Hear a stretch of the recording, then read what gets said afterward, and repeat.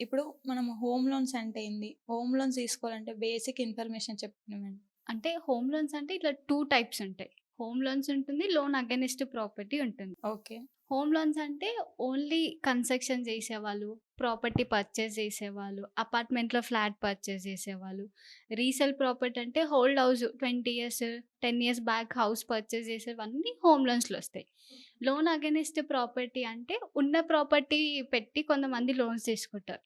అది personal use కావచ్చు, వేరే ప్రాపర్టీ పర్చేస్ చేయడానికి కావచ్చు, దేనికైనా గానీ ఈ ఇల్లు పెట్టి లోన్ తీసుకున్నది లోన్ అగైన్స్ట్ ప్రాపర్టీ వస్తుంది. ఇప్పుడు హోమ్ లోన్స్ 2 టైప్స్ అన్నారు గదా మేడం. వాటికి మీరు డాక్యుమెంట్స్ ఏవి తీసుకుంటారు? ఎలాంటి ఇన్‌కమ్ ఉన్న వాళ్ళకి జేస్తారు?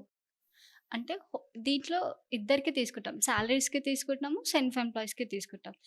సాలరీస్‌కైతే వాళ్ళకి నెట్ ఇన్‌కమ్ ఎంతొస్తుంది? అదర్ ఇన్‌కమ్ సోర్సెస్ ఏమన్నా ఉందా? అలా తీసుకుంటాం. ఇప్పుడు ఆల్రెడీ వేరే ప్రాపర్టీ రెంటల్ ఇన్‌కమ్ కూడా వస్తుంది. లేకపోతే ఫ్యామిలీలో 2 పర్సన్స్ కూడా సాలరీస్ ఉంటాయి. వైఫ్ అండ్ హస్బాండ్స్ ఇద్దరుంటారు. ఎలిజిబిలిటీ కోసం ఇద్దరు సాలరీస్ కూడా తీసుకుంటాం. హస్బెండ్‌కి 50 సపోజ్‌గా హస్బెండ్‌కి 50,000 వస్తుంది. వైఫ్‌కి 20,000 వస్తుందంటే వాళ్ళ సాలరీ కూడా ఇద్దరిది కంబైన్ చేసుకొని ఎంతవరకు ఎలిజిబిలిటీ వస్తుందో చెక్ చేసి కస్టమర్‌కి ఇన్‌కమ్ చెప్తాం. దీంట్లో డాక్యుమెంట్స్ ఏం తీసుకుంటాం? ప్రాపర్టీ డాక్యుమెంట్స్ తీసుకుంటాం.